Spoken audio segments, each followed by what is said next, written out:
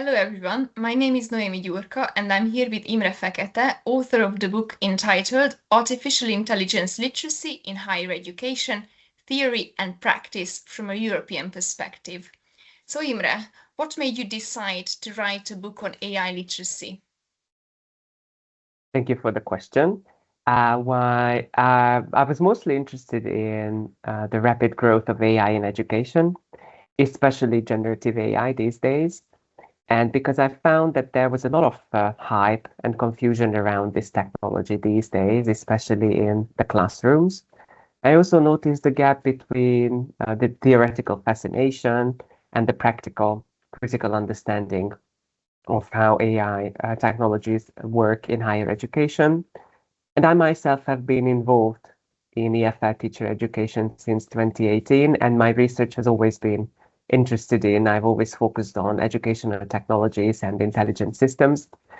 So I found that there was no single resource that combined theory, research evidence, and the practical strategies for both students and instructors. And I wanted to contribute something that would help, move the conversation a little bit forward about what AI is and how to use it responsibly and meaningfully in the academia.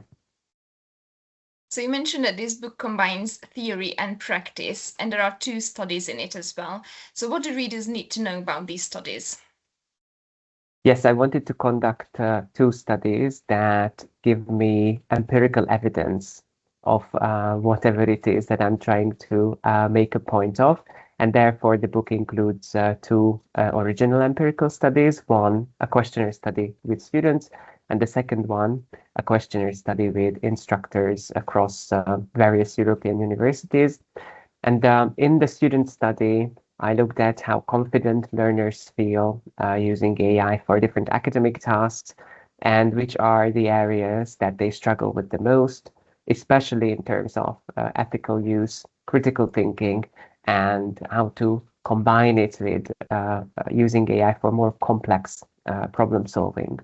And the instructor study tried to map out the levels of AI integration and instructors' AI knowledge. And I managed to identify three different instructor groups based on their AI knowledge.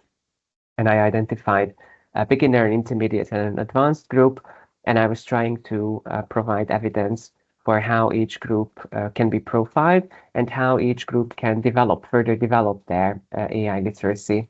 So I wanted to highlight this gap between the awareness and whether there's a positive attitude and how this can be turned into confident and ethical use of AI. And I wanted to provide recommendations and strategies that can truly inform the educators and the students how to transform their classrooms or their knowledge into or to a higher level. Following up with that, there is a separate chapter including practical recommendations. What were the reasons for including it separately in the book? Yes, I found that there were rich ideas based on the reviews of the literature and based on the two empirical studies. And I wanted to offer some specific and adaptable tasks that educators can use directly. First, to familiarize themselves with how AI works and how AI could work for classroom interaction, and then how to take these ideas and use them in their classrooms. So I designed some tool-oriented and flexible task ideas. And one example, just to mention one, is a reading into writing and reading into speaking activity, which asks the students to transform parts of a classroom reading into comic strips with the help of generative AI and AI image generation. And when I piloted this task, it turned out that it's ideal for AI literacy development because the focus of the learning remains on the content of the lesson as opposed to just using the technology for the sake of technology.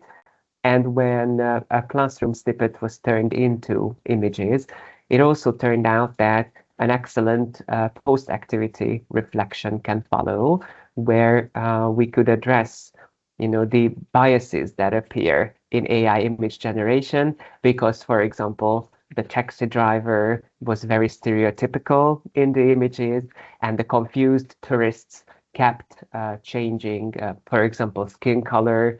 So it was also very good for literacy development.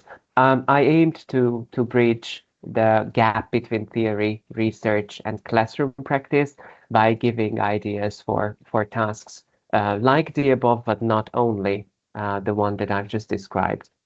That is very useful. So last but not least, who would you say this book is written for?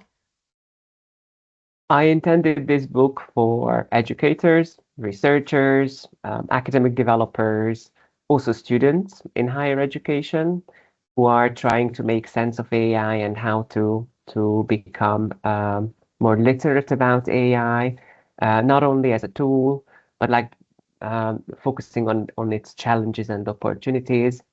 And I also think that the book has implications for university leaders, policymakers who are interested in shaping, redesigning their study programs to include informed AI integration. Well, it seems that this book has a lot to offer for all kinds of readers involved in higher education. So if you're interested, you can find the book at multilingualmatters.com, where you can find both a physical copy and an ebook version, if you're interested. Thank you for the question. Thank you very much.